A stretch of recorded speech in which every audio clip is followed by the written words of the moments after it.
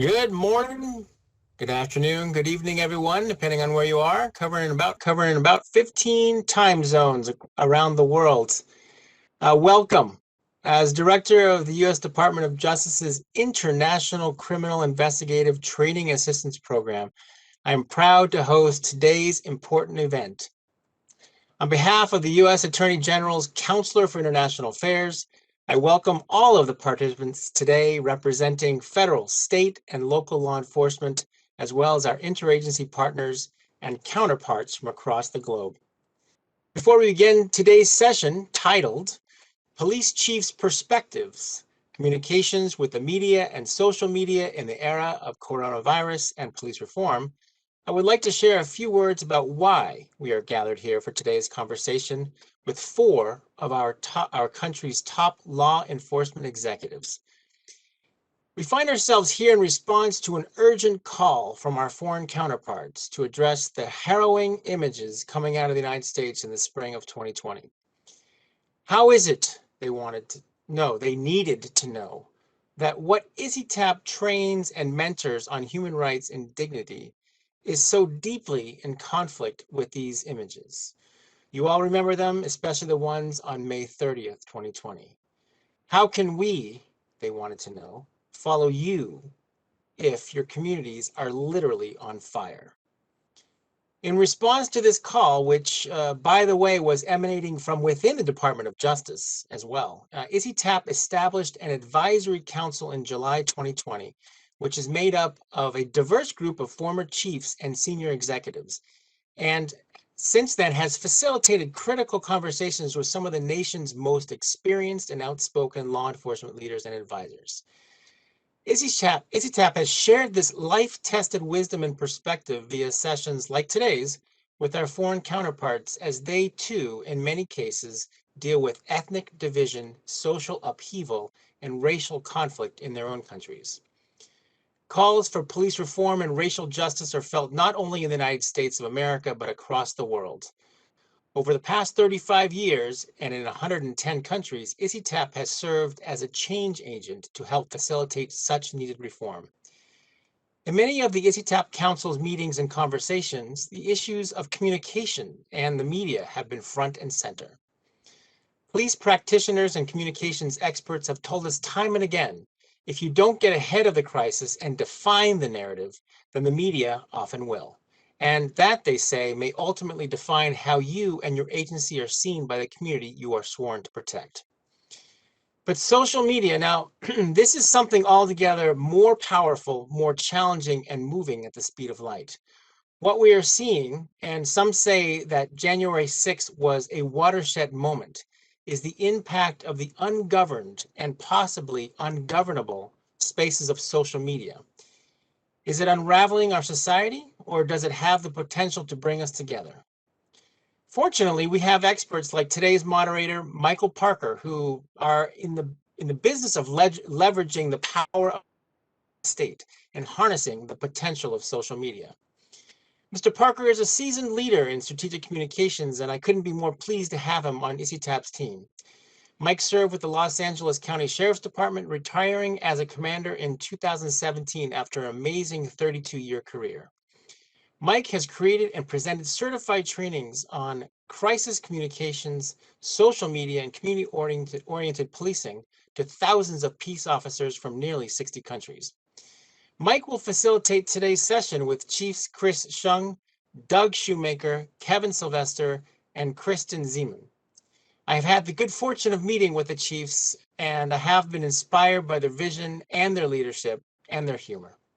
I can assure you, with our safety and security in the hands of innovative, energetic, and compassionate leaders like these four, America is and will be in great shape. On March 11th, on Attorney General Merrick Garland's very first day on the job, he addressed all 115,000 employees of the Department of Justice, virtually, albeit from Department of Justice's majestic Great Hall, and he concluded his remarks by saying, "Together we will show the American people by word and deed that the Department of Justice pursues equal justice and adheres to the rule of law." And just last night, the president delivered his first address to a joint session of Congress, highlighting that America won't back away from our commitment to human rights and fundamental freedoms. Now is our opportunity to make real progress and to come together to rebuild trust between law enforcement and the people they serve.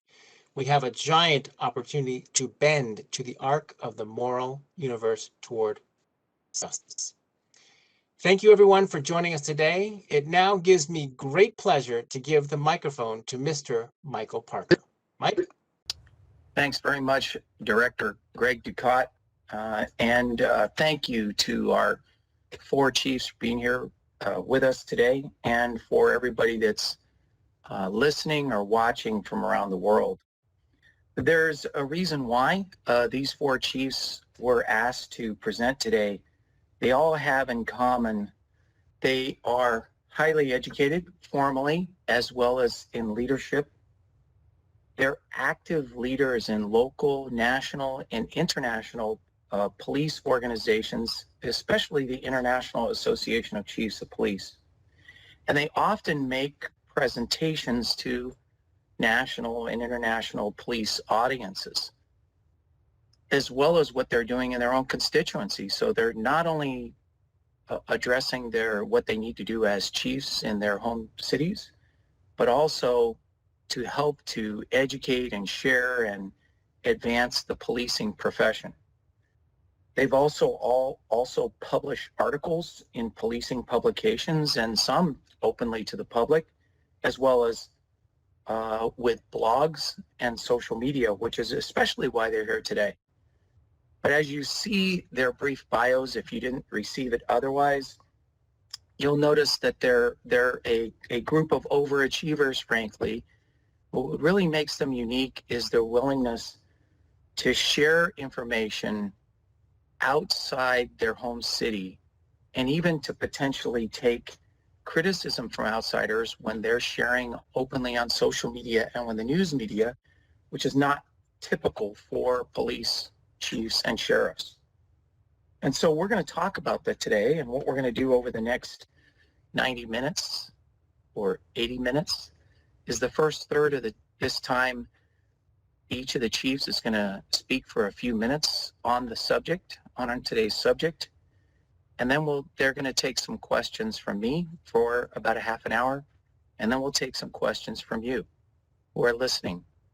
So if you'll use the chat box, and you can start putting your questions in now, it's actually for the best. As time goes, oftentimes the number of questions is greater than the amount of time that we have. So the total length of this presentation will be 90 minutes from the beginning. And within that, what I just spoke about is the reality today. The reality today includes, in addition to what Director Ducat just spoke about, is the speed of information. The speed of information and its easy access is seen throughout the entire world, whether it's the United States or in developing countries, or every country and every people around the world.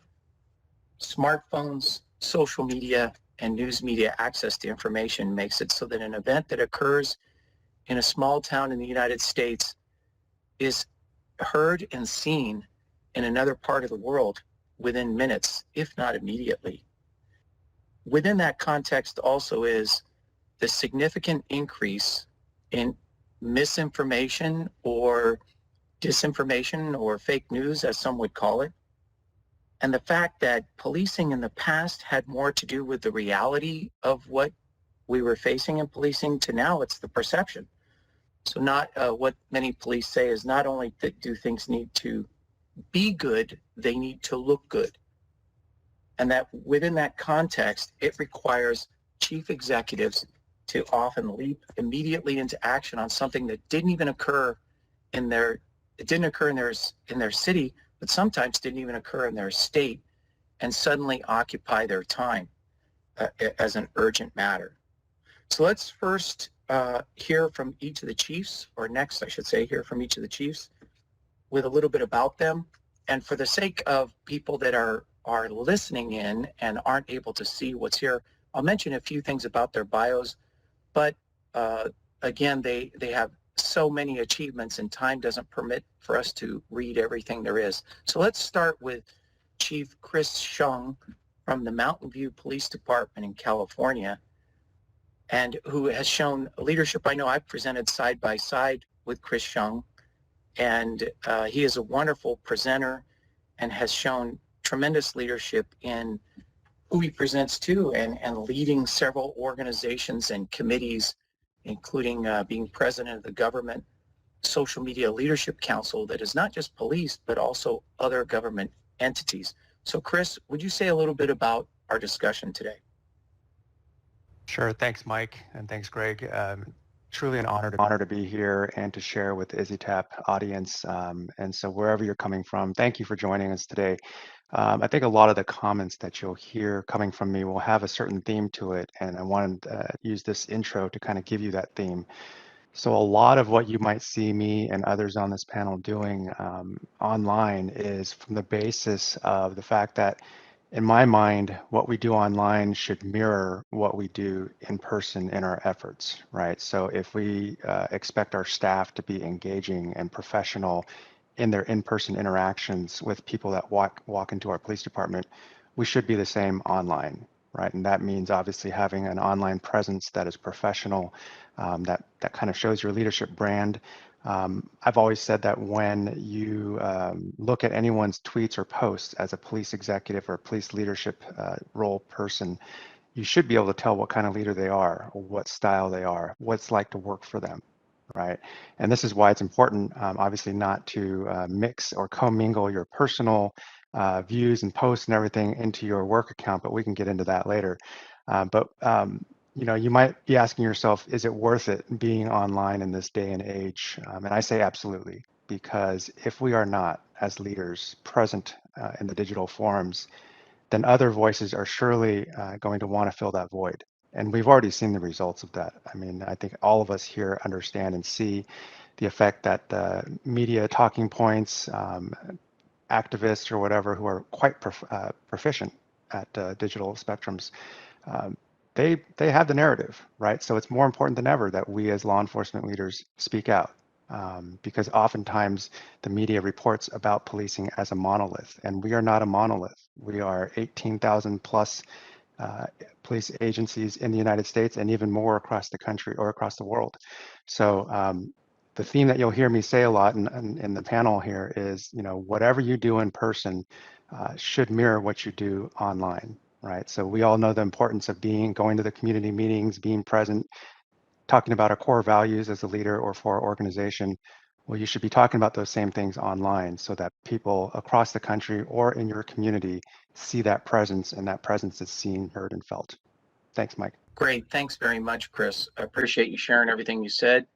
And next is Chief Doug Shoemaker. But before he says something, I want to mention that you're welcome to use the chat box to tell us what country you're logging in from, or what state in the USA you're from. I know I've already seen comments from Kosovo and Bangladesh, as far as other countries, and many, many states in the US. So Chief Doug Shoemaker is the Chief of Police for Grand Junction Police Department in Colorado. And you're both Chief and Dr. Shoemaker, with a Doctor of Education.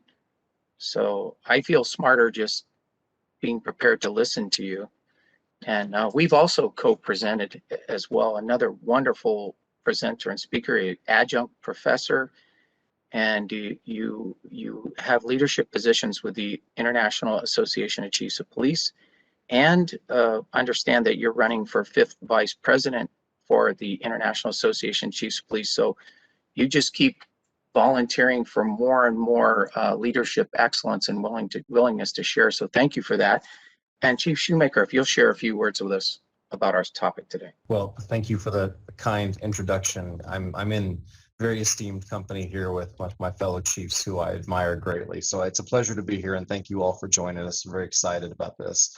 Ironically, I may be, of all of us, the newest to social media, and I credit Chief Shung and Katie Nelson in Mountain View, California, for really pushing me to that next step to engage on Twitter, because maybe like you, or maybe with executives that you work with, I was a little frightened to take that step of why should I do this? Why should I put myself out there? And what are the dangers and pitfalls? And will I be successful in that endeavor? So it is a little bit harrowing to put yourself out there, but this is a job where it's based on courage on a number of levels to do that. And I think the more that we see executives in particular engage with the folks that they serve within their respective communities through social media, which everyone uses now, the more effective they're going to be to really tell that story. It's much like what Chief Shung said. It's kind of telling who you are and what you're about. And to me, it's all about agency culture, and that's what I believe in the most. And so when I put something out on social media, I really like to focus on who I am, maybe what I'm about, and then some of the great things that are happening in the community. So, it's a difficult time for us in law enforcement, admittedly, but having served in Missouri for almost 27 years of my career and serving during the time that Ferguson took place, it became particularly important for me to understand and to tell others that we have to try and manage the narrative ourselves. If we don't tell our story, nobody else is going to tell it for us, but we have to do it in an intelligent and compassionate way to make sure that people understand our why. And so I'm pleased to be here today, excited to be a part of this panel, and I look forward to the day. Thank you. Great. Thanks very much, Chief Doug Shoemaker. As you were talking, I was multitasking. I think it's typical for all of us. I'm getting text messages, emails, and WhatsApp messages.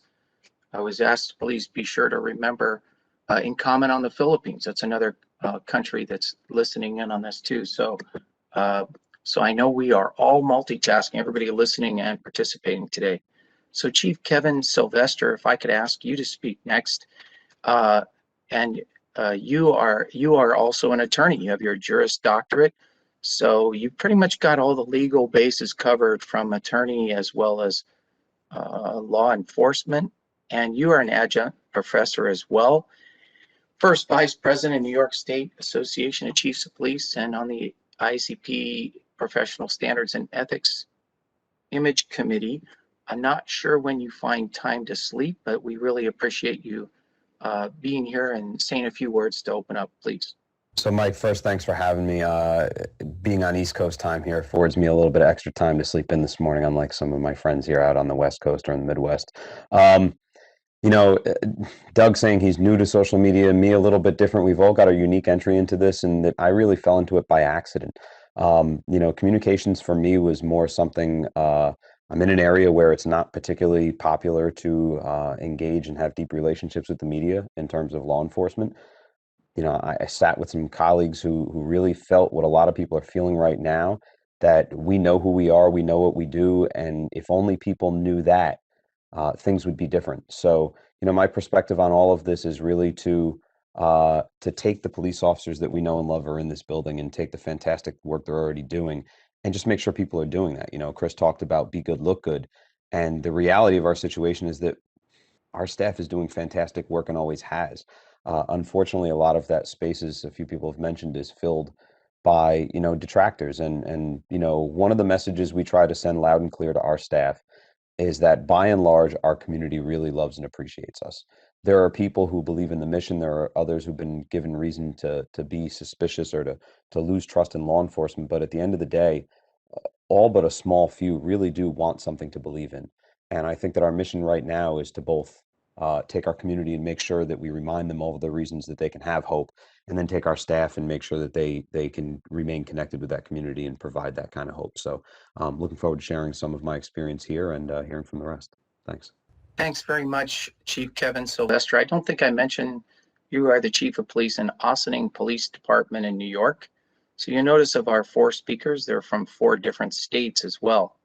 So, and thank you for mentioning that too, as far as an important point about what a wonderful job police are doing. And yes, in this era, we've got challenges and we have some feedback that's not always good, and we are not perfect. But thanks for mentioning about how important it is to remind people, and also the people remind us all the time about how much police are appreciated here and throughout the world. With that, we'll go on to Kristen Zeman, who is the Chief of Police of Aurora Police Department in Illinois.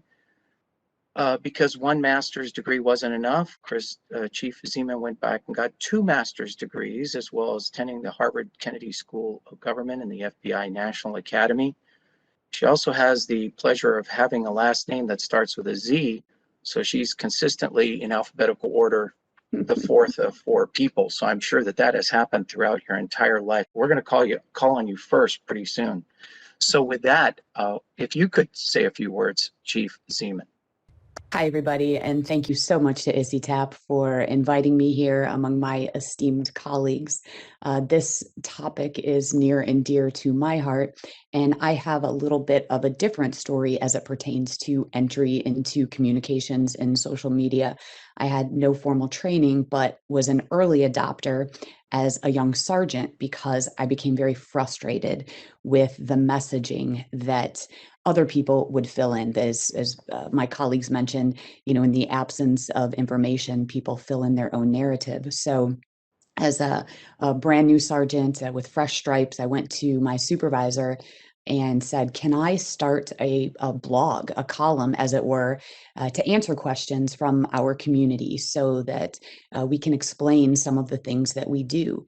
I've always felt that we should have communication versus notification, and that we should spend more time explaining the why behind the do. So that then evolved into what was a newspaper Ask the Sergeant column, into a blog in which I was given free rein. And I give a lot of credit to my past executives for allowing me to have that venue and to give me the autonomy to speak to the community. And my audience was exactly that, was my community and my police department.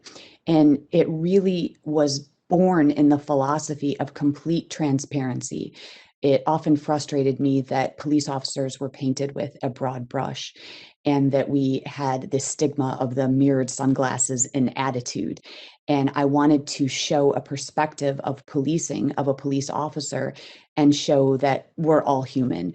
And despite dressing alike in the paramilitary organizations that we are a part of, that we are all individuals. And that's part of the reason that I like what Chief Shung said about authenticity. You'll often find people out in the social media stratosphere put a caveat. They say something to the effect of, these are my own personal views and they do not reflect my organization. And that's always bothered me, because I think that if I'm speaking, I had better be aligned with my organization. My values should be in that alignment.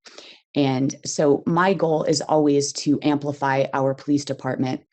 And then as I moved into the chief's role, social media was very comfortable for me because of that blogging that I had done and the outward communication. So it became pretty natural to me. And it honestly is just about connecting with community. And then when you have platforms like Twitter, it goes beyond your community.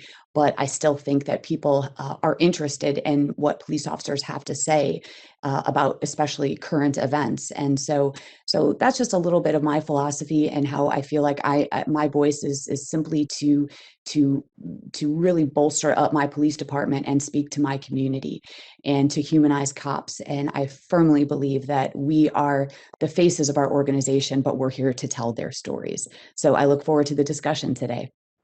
Great. Thanks so much, Chief Zeman.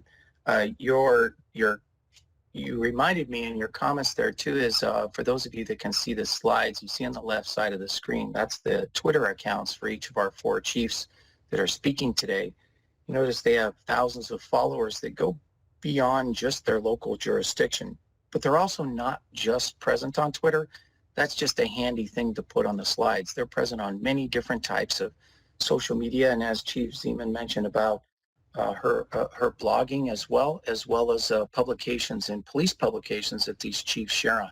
So let's get into the questions, and for the second of 3 phases of our talk today. So you can see, for those of you that can see the screen, it's there, but so I'm reading it for the purposes of people that are listening rather than watching. So the first question is, and we'll pose it first to Chief Zeman, and the last shall be first, is every day or week seems to bring new controversies or challenges about police reform or the coronavirus worldwide. How do you decide when to comment and what to share? That's a great question because, you know, I do have a full-time job outside of tweeting. And so honestly, what moves me is whatever affects my police department and my community. Just really what I stated earlier. If there's something that I believe that is going to affect law enforcement across the nation, and if I am able to respond. Now, I will say, I am very cautious about responding immediately to something. I am a gatherer of facts. And so, but responding into, you could obviously make this a full-time job to sit behind the computer screen and be a keyboard warrior. But if it is something that I believe is beneficial or that touches law enforcement in some way, specifically my community, then I will make the time to comment about it. Great, thank you, Chief Sylvester. So I have a little bit of a unique perspective on when to comment and when to share. First and foremost, my sports analogy I love to use, I tell people to keep your eye on the ball. I tend to stay out of the national level things, only being that I'm in a small community. We're just outside of New York City, and they sort of end up the focus of a lot of different topics of conversation. So, you know, play to your strengths, right? So I tell our community to focus on what's going on here. And when you live in a community that is maybe a little less affluent among some of the most affluent communities in the country, you know, we're not always looked upon as the bright spot in our community. So we try to focus on the good things. We have an extremely low crime rate. So keep people focused on that. And when you have that as your focus, the decision of when to comment really becomes a more emotional thing. I have a far less technical plan than the rest of the folks here. Many times when to comment on things is I get up in the morning and it's how I feel. And you know, what that really translates to is a very personal conversation between our department and our community. So I think the decision on when to get involved in things for us really is very specific to how does this impact our residents here. So if there's something that's really deeply impacting our residents here and it's from another place, we may delve into that. But I've really tried to keep our department from becoming merely a source of information for people outside of here. We try to keep it very personal, very direct, so that when things are happening in other places, we have the ability to distinguish our officers from other places. You know, we want to represent the larger law enforcement community, but at times like this, there are periods where we have to focus internally and really try to take care of our staff. And if we can get a foothold, I feel like that's going to help others around us. Thank you very much. I'll comment before I call on Chief Shoemaker next is, so also Albania has said hello, given a shout out from Albania, and then also people commenting from Massachusetts, Wisconsin, Washington, D.C., New York, and the state of Georgia. With that, Chief Shoemaker, how would you answer this question? Well, welcome to all the additional people from all over the world. This is great. You know, this is a challenge in terms of when to comment, and I think for me, my community is unique, and every community really truly is we're the largest city on Interstate 70 between Denver and Salt Lake. We're it. So our community is so, we try and focus locally on things that we're doing and how we're doing it, much like what Chief Sylvester said. But of course, working with IACP so much, there are topics that, quite frankly, do affect us all in policing. And I try and balance my passion for police work with understanding, like Chief Zeman said, understanding the facts first and being a fact gatherer, because many things we see on social media just are put out without any second thought, and sometimes they're taken as gospel. And that's really unfortunate. But we live in a time when people demand instant news gratification automatically without even vetting the source. So it falls on us to really get information out there. But I'm very cautious about when to post certain things and why I'm getting involved in that particular conversation. And I look at what may be an issue in some other state, for example, and then I try and figure out, does that affect us necessarily locally? And if so, how? And then how do I tailor that to our community? So it is a challenge, but it's something that once you start engaging, you have to kind of pay attention to everything. That's great. Thank you so much. You know, it's interesting as we listen to each of your approaches and how you make this decision. I think it really illustrates that there's not one way to do this. There's not one formula for this. You speak from the heart, you speak from the community, you speak from the larger picture. So with that, Chief Shung, if you could answer the same question. Sure. You know, what I noticed listening to the other chiefs on the panel is that the common theme is they're very present in their communities. So they understand and what's important and what the questions are. So similarly, if you're not aware, Mountain View is located right in the heart of Silicon Valley in the San Francisco Bay Area. So it's very tech-centric, very plugged in, if you will, to local and global events. As a result of that, our public information officer, Katie Nelson, has done a tremendous job in outreaching into our community, our digital community. So to answer the question, how I decide whether to weigh in or not is listening to our stakeholders, right? If either in person I start to hear comments or questions among our community leaders about maybe a national event, or we start to see comments online, then in this age where if they see something happening on one side of the country involving law enforcement, people tend to think, well, it must be happening here in our backyard. So that's a lot of the driver behind the scenes of why or what might make me want to make a statement. So, you know, looking at what's coming in online, listening to what's coming in through email or through other stakeholders in the city. Sometimes it does call for a voice to be heard as a law enforcement leader in the community that they've chosen to trust in. Well, thank you all for all those comments. I'm going to keep moving quickly on to the next question. I did notice, by the way, that two of you have now mentioned Katie Nelson from Mountain View Police Department, so that deserves a little more comment about Katie. So she is the chairperson of the International Association of Chiefs of Police Public Information Officers section, which is a great source of information. In fact, Kevin Sylvester is vice chair of that same committee. And unless I'm wrong, Chief Shoemaker, were you prior vice chair of that same committee? So needless to say, that is a wonderful source of information for public information officers to gain more information. Again, that's the International Association of Chiefs of Police Public Information Officers section. So with that, we'll go on to the second question. What is your plan to deal with rumors, fake news, misinformation, and disinformation?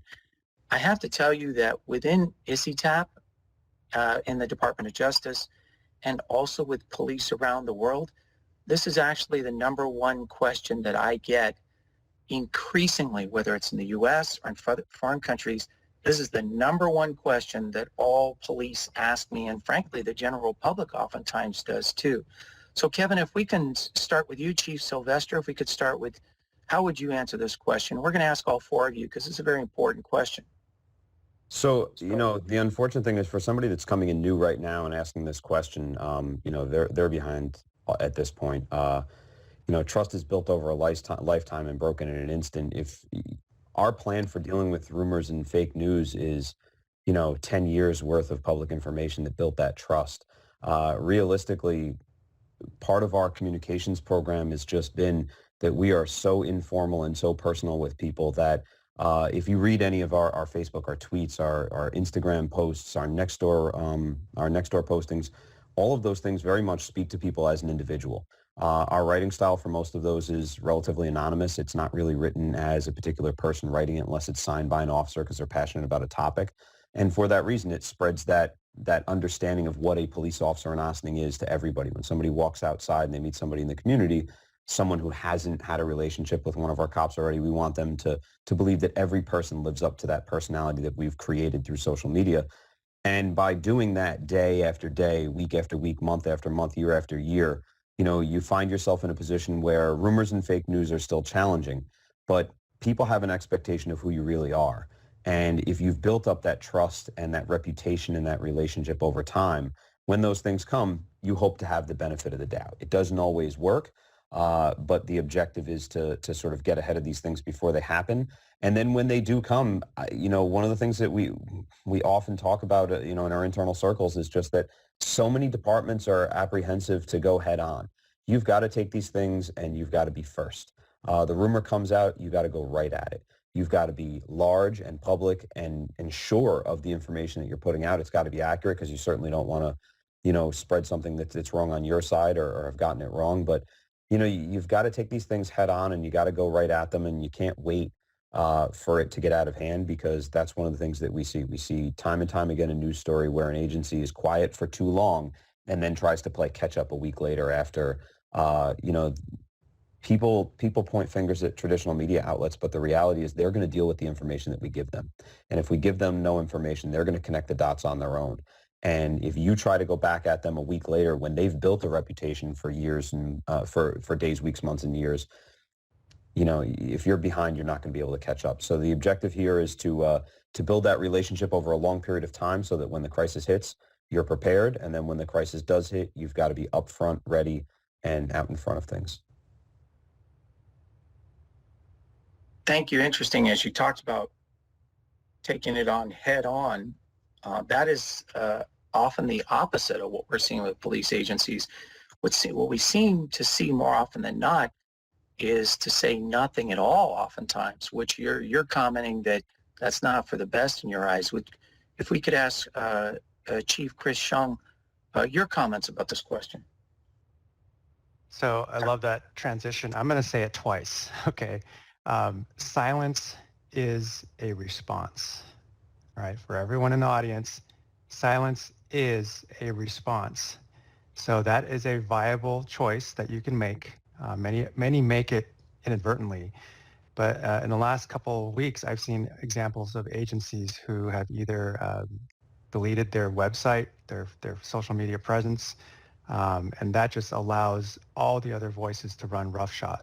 And in fact, it almost embodies or solidifies whatever points they're trying to make. So timing is incredibly important on issues like this, is to be ahead of the game, get out with the facts. And in law enforcement, oftentimes we feel like, oh, I can't say anything until I have all the facts. Well, you'll probably have all the facts about 6 months after the event when the investigation is done. So in the age of social media, the digital space is actually quite accepting of you coming in with corrections, tweets or posts after the fact that say, I'm correcting this bit of information or that bit of information. What they're not accepting of is silence or just your voice and tone is off. So in the event you have a critical incident, get out there first with your timing, be confident in your voice and tone, and don't be afraid to take the media on. If they report something false or it's misinformation, reply to their tweet or post, tag them and say, that is incorrect, because you have the command presence, right? You can, if you have established your agency as an agency that puts out factual information, when the time comes, tag that news outlet and say, that's incorrect. Here's the information we have now. And what you've done there is basically taken all of the eyeballs and the narrative and shifted it over to you so that you're in control of that. Thank you for that, Chief. We'll go next to Chief Doug Shoemaker, but before he comments, we also got people from Texas as well as the countries of North Macedonia and Ukraine that are saying in the chat room that I'm overdue to mention them. So they are mentioned now. Thank you for being here. Chief Shoemaker, your comment on this question. Well, I think what's been said already has been spot on, obviously. Chief Sylvester mentioned having that community trust built up, and that is invaluable, because when people do turn to you, you have to be able to have that rapport with them that they're going to actually look at you and say, well, is this really our police department, or is that accurate, and have that trust built up. So it's in the back of their minds that they know you're a reliable source. And Chief Shung mentioned the same thing. I mean, let's be honest, it's Media 101. It's why we don't say no comment. It's the same thing. It's one of those issues where if you say nothing, then you are truly saying something. So we have to get the information out. And and several examples of agencies that have disengaged after having a presence on social media when something that's perceived as bad happens is probably one of the worst responses. So we have to get out there and we have to go after it in a way that we are telling our story. You might recall there have been several instances where we've had organizations within our country. When the Dallas 5 fell during the protests, Dallas PD took over and then mentioned that all the information is going to come from their Twitter account, and everybody turned to their Twitter account for accurate information that was timely. That's essential. It's great that we have news organizations and journalists, and that's wonderful. But when we have information to get out, we need people to turn to our social media accounts to get the accurate information from the source. But we need to step up to the plate to make sure that we provide that information. Recently, we had an officer and many people killed here in Colorado at Boulder.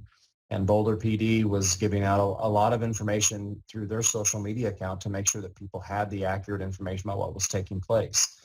Conversely, being in Missouri during Ferguson, I mentioned it earlier, there was silence for days as to what took place. The narrative was already written for us at that point.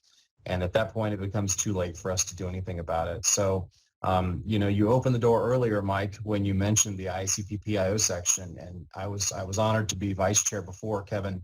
Chief Sylvester now sits in that position. Katie's the president, and Kate Kimball out of Fort Collins is the secretary. But I have to plug that section with IACP, because if you need a larger group of individuals who are willing to share information about critical incidents, about best practices, that is a resource. I strongly recommend people go there, because I have learned so much from the people that have been willing to help out and share their experiences there. But I will tell you, there has been in my career fewer resources that have been of greater benefit to me to help guide me as to best practices. So I'd be remiss if I didn't say something about that. Well, thank you for that. I'll mention too that as a longtime member of the IACP PIO section, I can only agree with you. And you can see how involved all these chiefs are in this, because the best way we're going to learn is from each other, especially from our mistakes, as well as what to focus on. And your point about turning to a reliable source is an important one, is that in crisis, ask yourselves, anybody that's listening, where do you go for news? Where do you look to the accurate information? And police are relied upon to provide that information. And in jurisdictions where they do that, I can tell you, wherever it happens around the world, especially in the United States, I look first to their police to say, what are the police saying about this? Because I feel really confident that I'm going to get as accurate an information as possible from the police.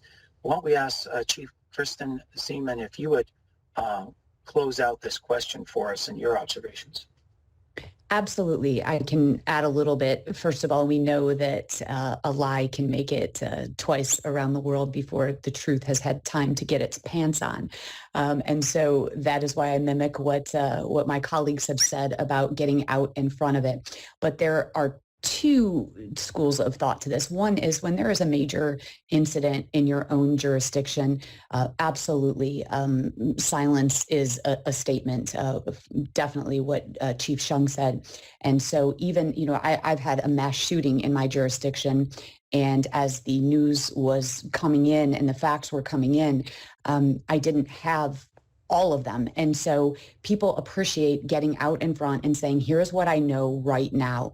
And I believe and have found, it's been my experience that the media and our communities are very forgiving when we put out information, even if it later turns out to be wrong, as long as we give the caveat, this is the information that's coming in as we know it. This information is fluid, and every rock that we turn over may bring with it another piece of this puzzle. But I still think it is important to get out there. So on all major incidents within your community, you have to have that information head on. And not only that, but we make it very clear that we, the Aurora Police Department, are the source of information, that if you get information anywhere else, it is not going to be a reliable source. We are that platform, and that's where you need to come. Now, I want to talk about misinformation, however, because there are a lot of times where incidents perhaps don't happen, or not major incidents don't happen. However, things start to gain traction, misinformation. And it would become a full-time job to correct all the mistruths that are out there on social media. So I have a great PIO, and I'm fortunate to have Paris Lubell, who I stole from the media, actually. So we joke that he's come to the dark side in law enforcement. But what he allows me is a perspective of we need to watch this incident because it's starting to gain traction. It's starting to become viral. And it's false. However, you don't want to spend all of your time correcting a lot of misinformation. So we watch those incidents carefully. And an example is of we had a traffic stop where someone posted a very small portion of that traffic stop, and then that small portion started to go viral, but it absolutely was an inaccurate story that they were telling. And so we got in front of that, and that was a decision, a collective decision that our department made to get out in front of it and to provide the entire video and to outline what actually happened. So, but some things we'll let go if there's no traction, and even if it's just perhaps a keyboard warrior. So there is, and we, I'm the second largest city in the state of Illinois. We're Aurora, however, often confused with Aurora, Colorado. So we get tagged a lot for Aurora, Colorado. And so we have to go in and say, you have the wrong Aurora here. So there's some things that we'll let slide. But again, I think you need to watch traction and people, if people start to believe this mistruth. But once again, you can't sit and correct every single mistruth, that you'd never get any work done.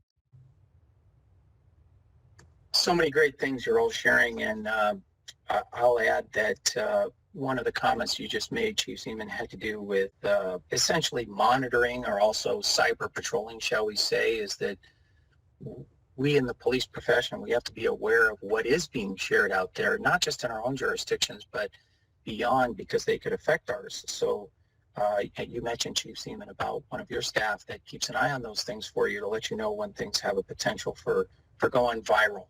And I would imagine that all you chiefs have a similar position or a similar person or yourself that's always looking for, hey, what's trending here that potentially could cause me to have to speak on it, even if it's not local.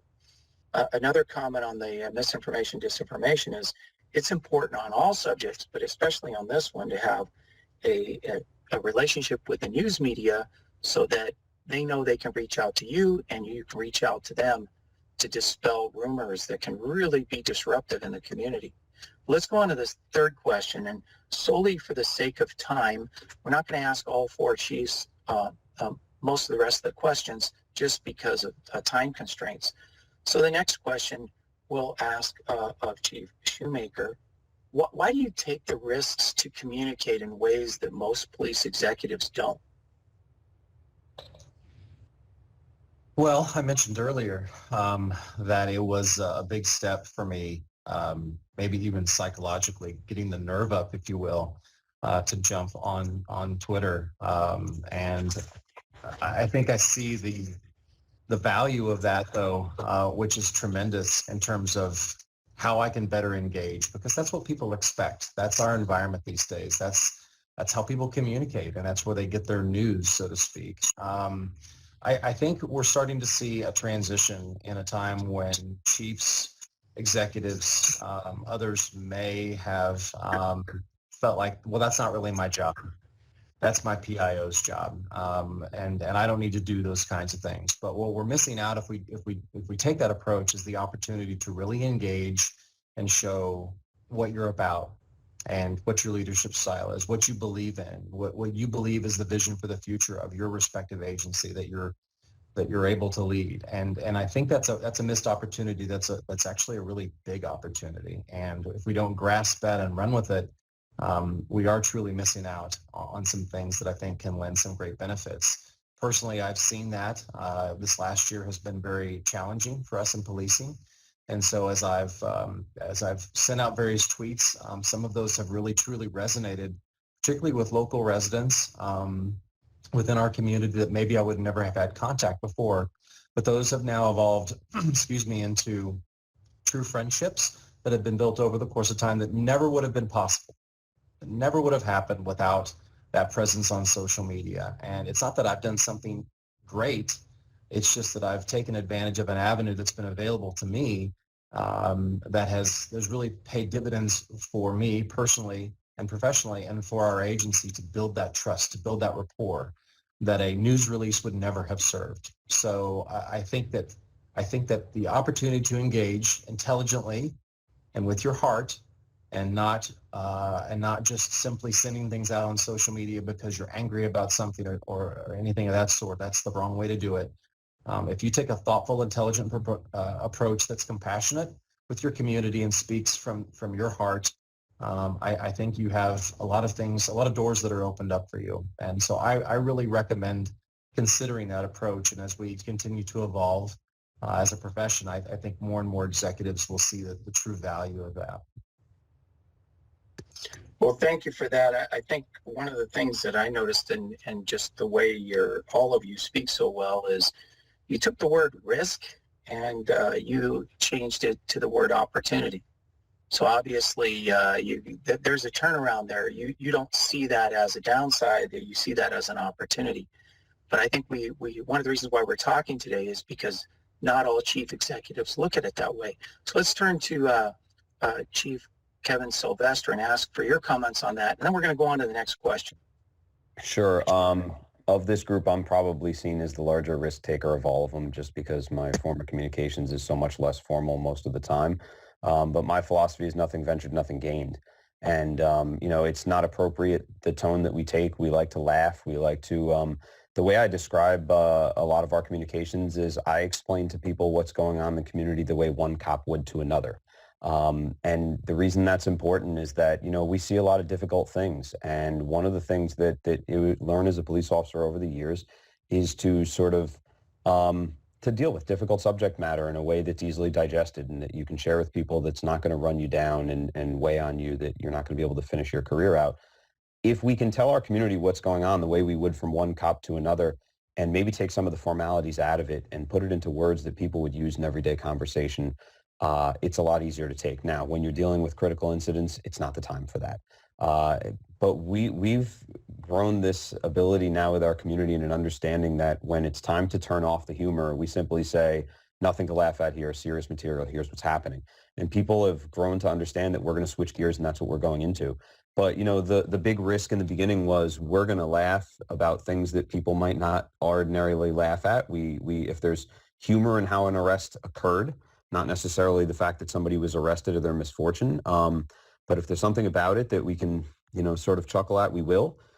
It helps people to understand and to deal with difficult stuff. I mean, listen, crime happens in every single community, and people need to understand that. Otherwise, when the big one happens, people end up getting shocked. So we try to give it to you piece by piece in a way you can easily digest.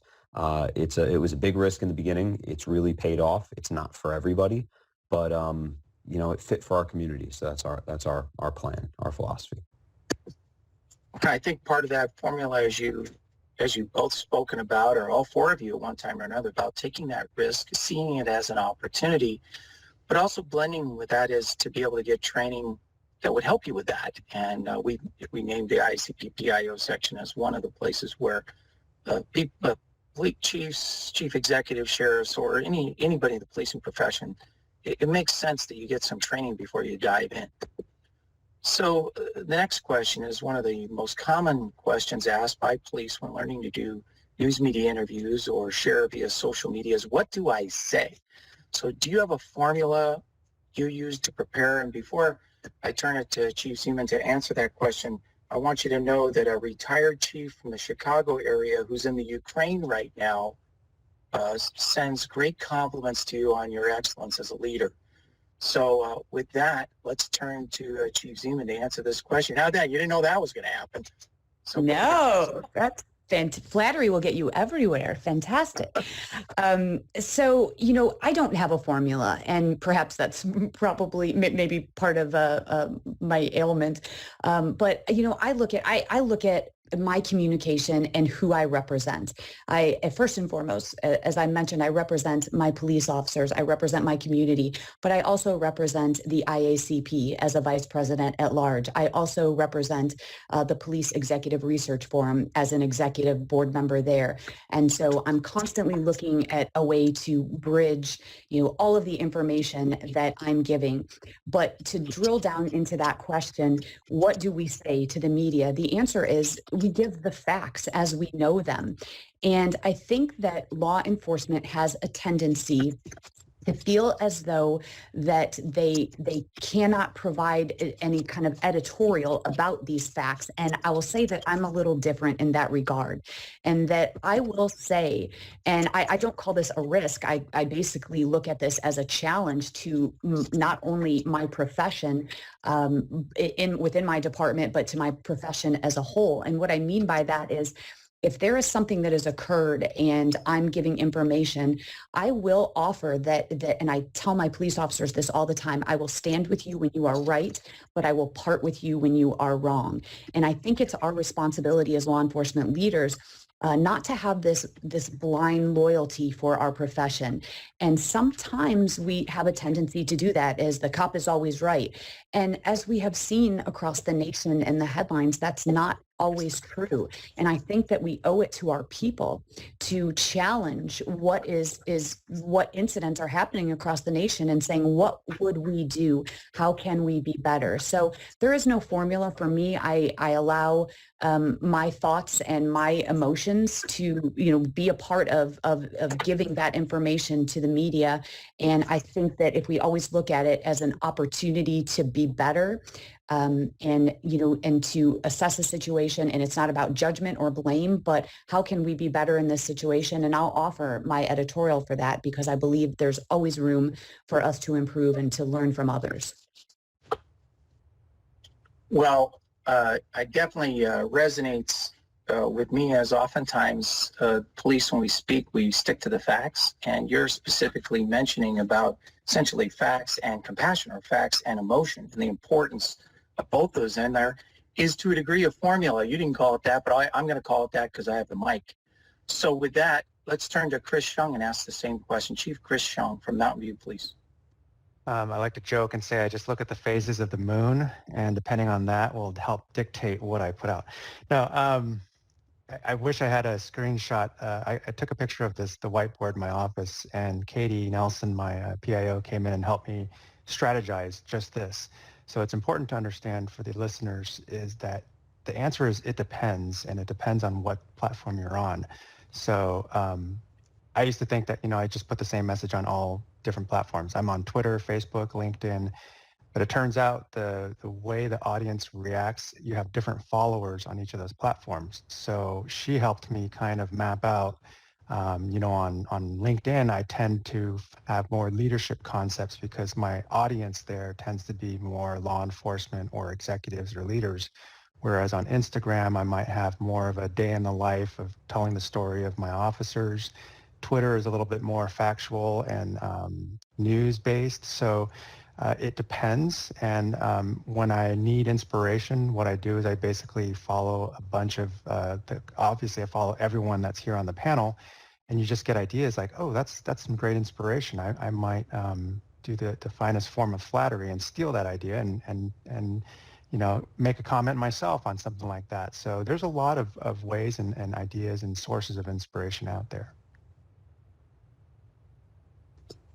Wow, that was a great description of how different types of social media generate different audiences, because it's often asked, so which social media should I use? And that's why you're using different channels, almost like you get different channels on a television, they give you different kinds of information. And so with that, we're going to go on to the next question. And before I do, I want to let everybody know there was a thank you from Kentucky for the 4 chiefs for sharing what you're doing. It was just a flat out thank you very much. So I think that was a good time it's okay to insert that in the middle of our presentation, a thank you to all of you. And this one's from Kentucky. So with that, let's go to question number 5, which is, what do you find to be the most challenging aspects of social media and news media for police today? Wow. Okay, we only have a couple minutes. So with that, let's turn to Chief Doug Shoemaker to answer that question. Well, it's work. In terms of when you engage on social media, Chief Seaman, I think, said it earlier that she doesn't have all day. She's got to be a chief. So you can't sit and tweet all day or post things on Facebook. So it's a lot of work to do it. And once you engage, you have to actively engage on whatever platform it is that you choose. And that's a challenge. And I think for us, it can be frustrating from my perspective personally, in that there's so much out there that you want to engage in, and we have to kind of scale it back a bit to make sure we tailor it locally to within our communities or to whatever organizations we happen to represent. I think with news media, it's not necessarily, we'll call it quote unquote proper news media, but it's also folks that maybe think they're news media, but they're really not, but they have an opinion and they're going to let you know what that opinion is. And that becomes a real challenge to try and make sure that we stay focused on accurate information within our organizations. It is a stretch sometimes to put yourself out there and to get involved and post information about you or the department or what's happening in your community when it seems like you're constantly attacked from others who seem to have a lot of time on their hands to post things. So I think in terms of challenging aspects overall, really it's just the ability to commit the time to make sure that we're accurate in what we put out there and to keep that tone that's appropriate, but yet make sure that we tell people that we are going to engage and tell our story. Because one thing in policing I think we've not done a great job of over the years is handling the narrative and telling all the things that our officers do on a daily basis that don't get front page headlines, so to speak, but yet still those personal touch points that make a difference in people's lives that our officers do hundreds of thousands of times every single day. And that's something I am passionate about, and all of us here are very passionate about. So I think those opportunities to tell the story for the officers that we're honored enough to serve with is something that should drive us to that end. Thank you for that. We're going to turn to Chief Sylvester, but I wanted to comment about something Chief Shoemaker just said, is that, and several of you mentioned it, is that this need to improve, this need to self-examination, to help each other. What I'm not hearing is just, duck and cover and just keep shielding, protecting. It's acknowledging, reaching out, and admitting that we're not perfect. So with that, Chief Sylvester, could you answer this question? Yeah, it's really trying to stay up with everything. There's so much going on in the 24-hour news feed, and trying to stay within my space right here. Really focusing on what's going on in our community. And, I said earlier about keeping your eye on the ball.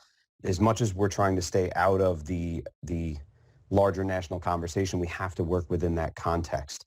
And being able to provide that to our residents, acknowledging that, but without making that the key focus. Making sure people can recognize that living in a small community with a low crime rate, with a good relationship with your police department, is a super valuable thing. We still have to acknowledge the emotions of the things we see on TV and the historical context of relationships with police in different parts of the country. But, tailoring that down to the local level and making it a really personal message, that's really challenging. We have good relationships with certain news outlets and more challenging ones with some of the others. But, at the end of the day, we don't have time to blame the news. We just have to get ahead of it and do it ourselves. So social media provides a great option for that. But certainly staying ahead of all that and tailoring that message to make it very personal and something that's relatable and that really resonates with our community, that's probably our biggest challenge. Thank you. I know each of you has something unique that you could add, but because time is marching on, we're going to march on. And in fact, we're going to skip the sixth question and save it till the very end, hopefully having to do with ideas beyond what I've already mentioned about training that you would recommend. And let's take some questions from the audience, because frankly, the chat room is blowing up with a whole lot of questions. So let's start with one that really goes beyond just the topic of our conversation today as to communications, and really speaks more to police reform, but they're interrelated. So the question is, how are you training officers on police interaction in the Black and brown communities? And do you see any systemic behavior and ideas by the police when dealing with the variety of communities that we serve? You notice that it isn't necessarily a social media or a communications question digitally, but certainly is one in terms of reaching out to people directly and to our officers themselves. So let's start with Chief Zeman, if you would respond to that. Sure, I very much appreciate the question. And you're right. You know, we've talked about social media platforms, but nothing, absolutely nothing can substitute for human interaction. And what I train and tell my officers, and this is even far before than the place and time we find ourselves in right now with this level of heightened mistrust, but that is that, you know, we are afforded tools, and those tools are provided to us so we can uphold the law. I mean, that is what our primary function is. But I think oftentimes what police officers perhaps don't look to is the greatest tool that they have of all, and that is the tool of human influence, human interaction. And so how we lean in to our Black and brown brothers and sisters in our communities is it's truly all about humanity. There's no strategy here other than the only way to trust is to trust, right? That's how trust is built, through one interaction at a time. And so, you know, you can talk about all of the technical training, implicit bias training, all of those. Sometimes I find police departments check a box for that. But the way that I see it, it's far more than training. It's truly about humanity. It's about constantly touting that trumpet, blowing that horn, that you treat people with human dignity and respect. You talk to people and not down on them. And that I believe, and I believe this firmly, that you can uphold the law and still treat people with compassion and human dignity and respect. And I think that we need to get better at leaning in to the personhood, so people can see who we are authentically, and so we can, lean into the people that live in our community, especially those who are underrepresented and who don't trust the police. And I can't stress it enough that those interactions are built one at a time, no matter what that interaction is. And we must always look at the outcome. And again, whether that outcome is a person is arrested, sometimes that is the best outcome. But it's about truly having conversations and listening to the needs of our community, because at the end of the day, that's precisely what we are here for.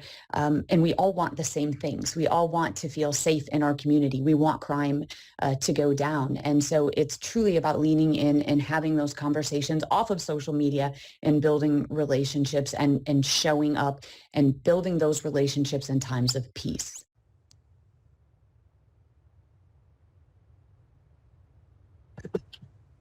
Thank you for that, Chief Seaman. I know that there's a lot of pain in the communities. There's pain in law enforcement.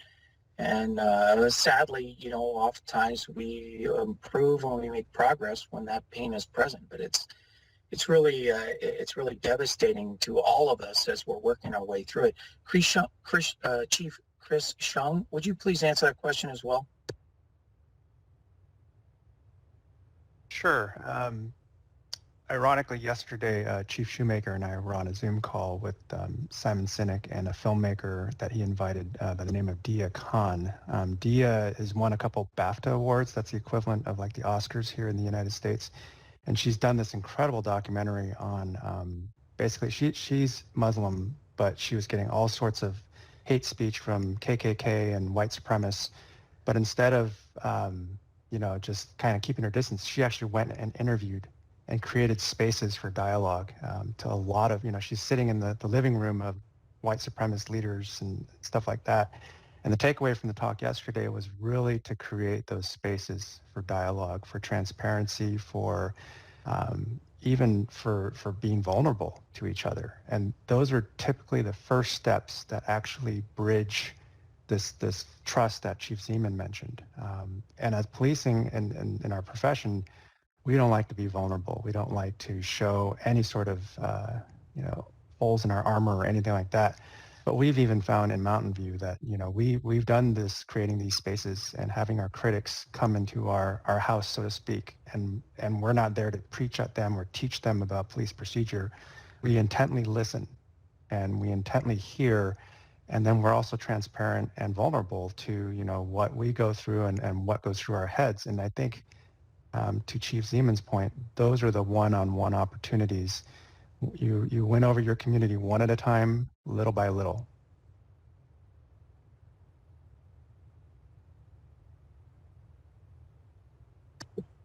Very good. Thank you. I'm going to continue and ask, this is such an important question. We're going to ask all the chiefs the same question. But as we look, we have only 15 minutes left, so we'll just add to the slight amount of pressure that you're under, although you all seem like you're relaxed as can be, and ask Chief Shoemaker the same question.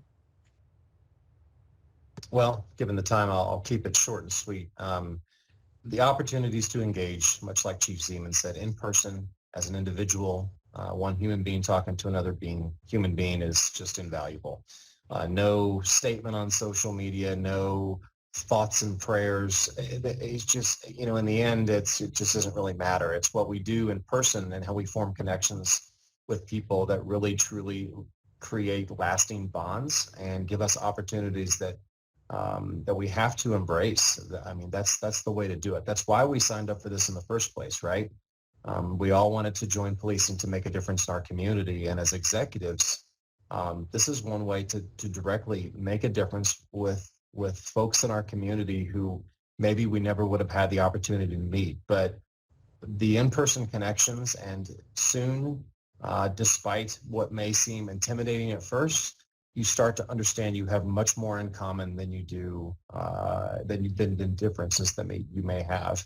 And that starts to really break down the barriers that, and Chief Shung mentioned that, particularly in that documentary, you learn so much about the person that it's more difficult to be angry or upset with a person once you start to understand their why and what they're about, and have civil conversations about things. And that turns into things that can just not only be very fulfilling professionally, but also personally. And I mentioned locally some things that we've done with that.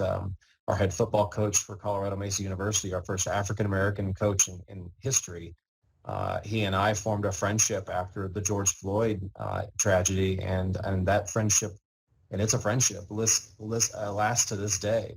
And it's gone beyond just policing. It's gone beyond about who we are as individuals and how we as a pair can collectively tell our story to people.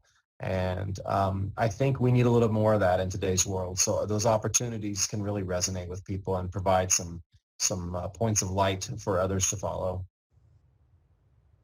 Well, there's that example again of relationships.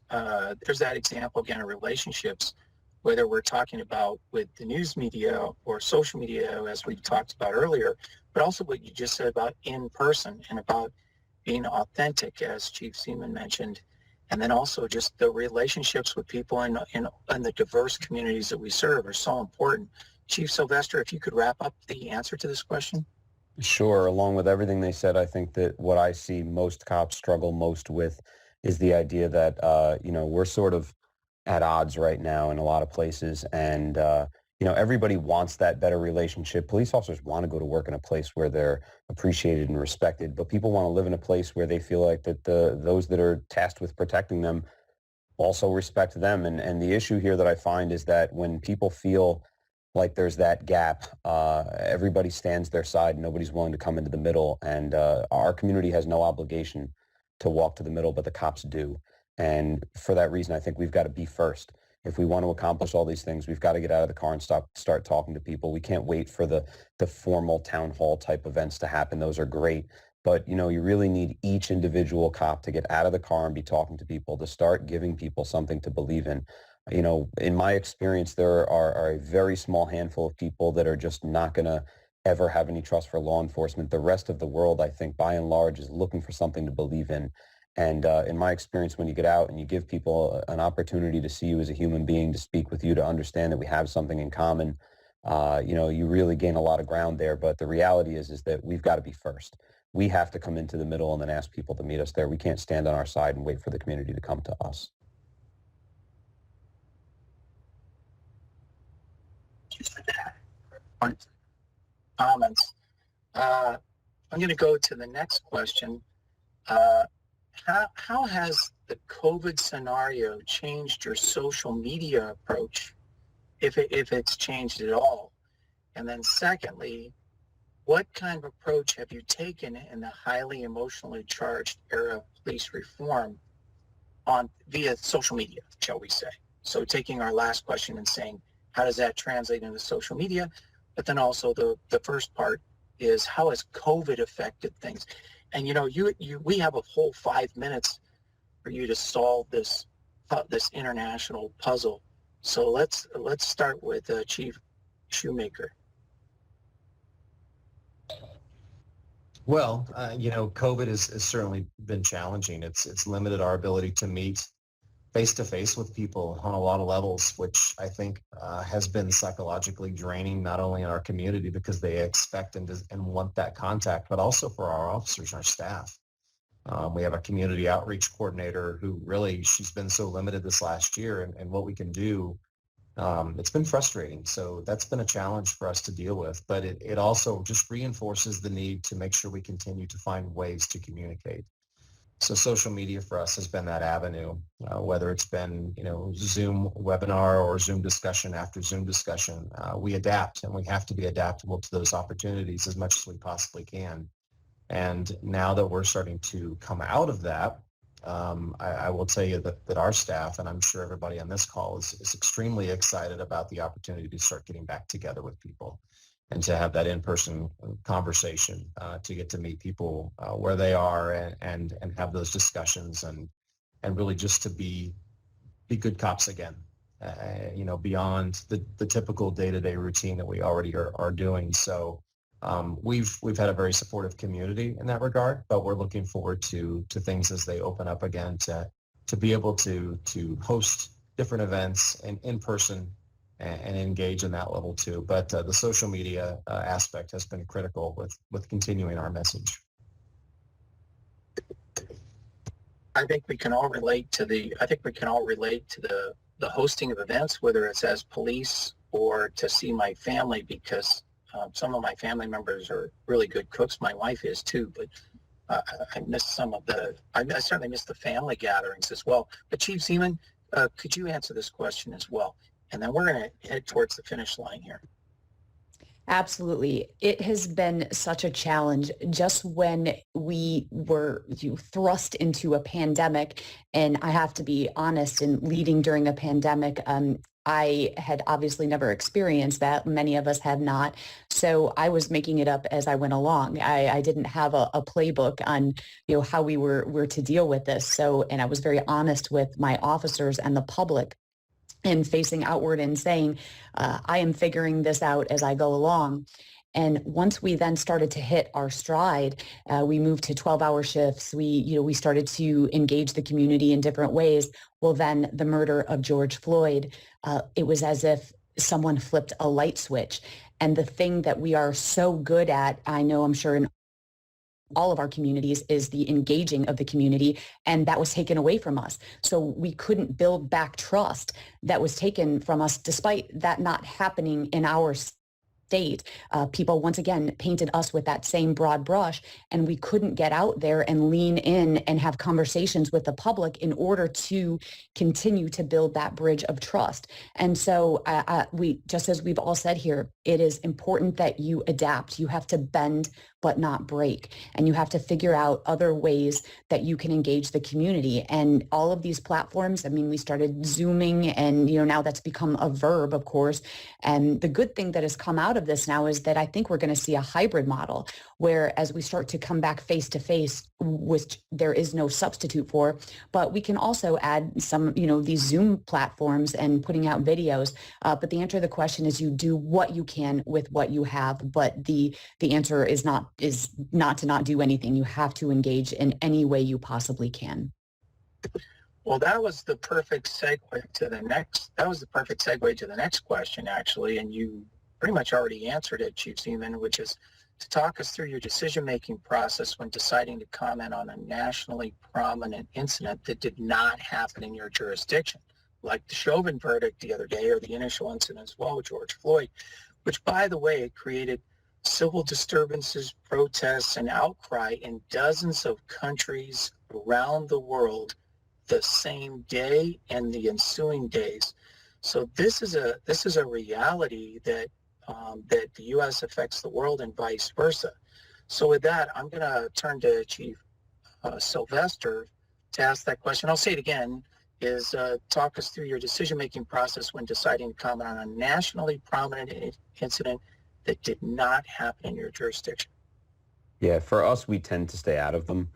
We've picked and chosen when we spoke on national issues, and really when we do, it's not so much on the incident that happened somewhere else, so much as the impact it has in our community. So when gatherings began in our community for rallies and such after George Floyd, we attended all of those. I spoke at many of them. I marched with our residents. Our goals are not different. We all want good policing. We want people to have a sense of safety and security in their community. But our philosophy really is to typically stay out of the national level issues. And if we do speak, we only speak on them insofar as how it affects our community.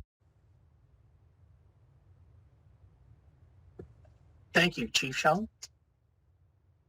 I think there's a direct proportionality to the level of national dialogue over whatever the event is and how much it's taking place in your own community.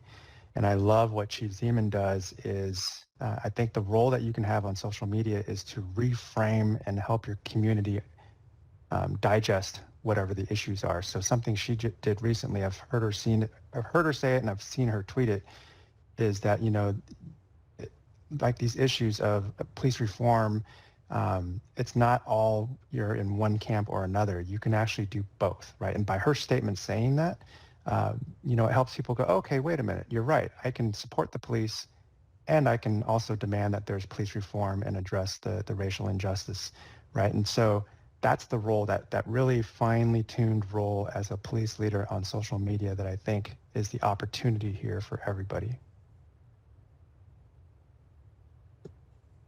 Well said. This particular thing that you said, and you were referring to what Chief Zeman said, which is to help the community to reframe the issue locally. And given also Chief Shoemaker's comments, that's both in person and on social media.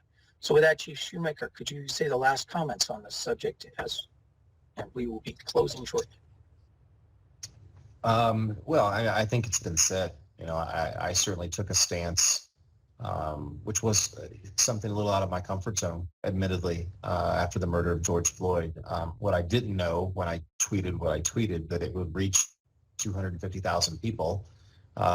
So that always makes you a little nervous, because there are people that no matter what you say, you're never going to make them happy. But again, I think it comes to speaking from the heart and talking about why we do what we do, how we are proud to be part of this profession. And yes, we have work to do, but there are a lot of great things that are going on. And my goal till the day I retire is to tell that story. And so I will continue to do that. I will continue to work harder, as my fellow chiefs here do and display on a constant basis, as do so many executives across the country.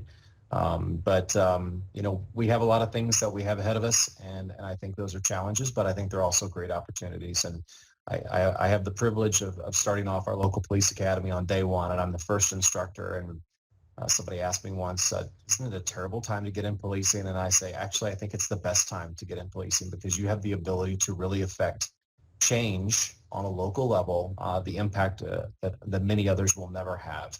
And so if your heart and your desire to do some great things is there, then this is the perfect opportunity for you, and go in and do it the best you can. So.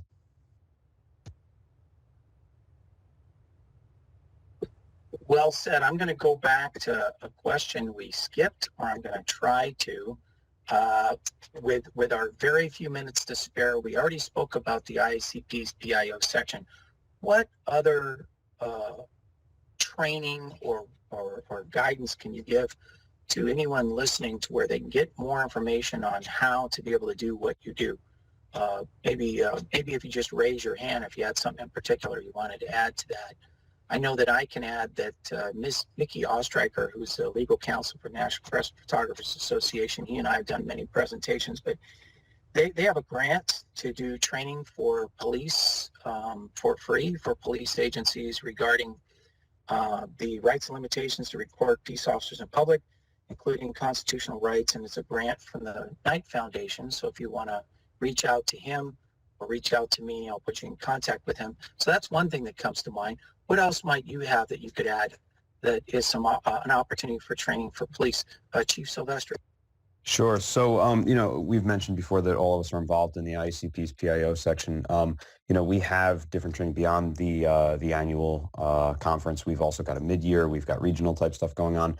But the reality of it is that your greater value is that through the IACP, I've met hundreds of PIOs from all over the country where I have resources that when I'm sitting at a time where I have the very questions we're faced with, how do I address my community with a national level crisis that's going on? How do I deal with this tricky thing? Or, I'm working with someone for a lot of the PIOs. One of the questions that comes up oftentimes, not necessarily for Katie Nelson in Mountain View or anybody that's working with Doug or with Kristen, because we know that, they're going to give them the authority to speak. But oftentimes PIOs have a great perspective on how to do this, but they struggle with getting command permission to put that message out that they know is best for their department. Having people like us around, or the folks that we know, certainly I'm no expert. I'm a person with some thoughts among many, many people with some even better thoughts. But, all of the training that's available, whether you join the IACP or any of there's NIOA or all the other organizations that exist, the real power behind those isn't necessarily the acronyms that we belong to, but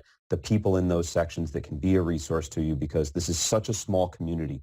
You have one person typically in most departments. It's one person doing the public information duties. Maybe in a big job you have a few, but there's really very little time to go and speak to someone else about what can I do. So having that network of people to lean on, both when you're stressed and when you don't know what to do for advice, how to get the message out there, how to be effective, that is an absolute deal breaker for most people. So whatever training you go to, the best advice is to hand out a bunch of business cards, collect a bunch of business cards, take those friends home with you when you're done. Retweet. Yeah, exactly. Chief Shung, you've also spoken at many conferences. Who would you recommend? What organizations would you add to that? In the United States, they have the government social media. It's broader. They also touch on, not just law enforcement, but basically all public sector, which is really great. But a lot of the concepts are true. But I think it's also worth mentioning that there's a lot of outfits out there that teach the mechanics of social media, but be careful because there's a difference between how to use it and the strategy to do it right. Right. So it's a very fine line. To Chief Sylvester's point, I think the networking is incredibly valuable. All of the crises that we've had to deal with, there's been a back channel of text messages flying across the IACP PIO network of, hey, do you have a template for this or that? And instantly you're connected to a major city PIO who actually did the exact thing you're going through right now. Right. So the network cannot be understated on its value. Great, thank you so much. And before I return it to Director Greg Ducat for last comments, I just want to thank all of you for sharing your knowledge and your experience today, as well as the efforts that you make every day, going beyond just as Chief of Police, but also what you do on the national and international level, including today. And we wish you all the best of health, as well as all of your officers in the community as we get through all that we're going through with COVID and all the changes that life has brought over the last year especially, and that we all want the same thing when it comes to police reform, which is to improve and to build that trust with the community that we so highly value. With that, I turn it to Director Greg Ducat to close the day. Thank you so much, Mike. I cannot thank you enough for the time you've dedicated today to share your wisdom, your experience. Believe it or not, you've exceeded my expectations. My expectations were sky high already, and you've knocked it out of the park. Many thanks to the hundreds of people who are on the line from across 15 time zones, dozens of countries and states. This will be, post-production will be available to thousands. And so we're going to make sure that all the quality content that was shared today is shared with the people who need it most. And so thank you so much. I've kept you after class by 4 minutes. My apologies, especially to Chris, who's up so early in the morning, and Mike. So with that, I wish you a good day, and thank you so much. And on behalf of the Council for International Affairs, the Attorney General of the United States, thank you.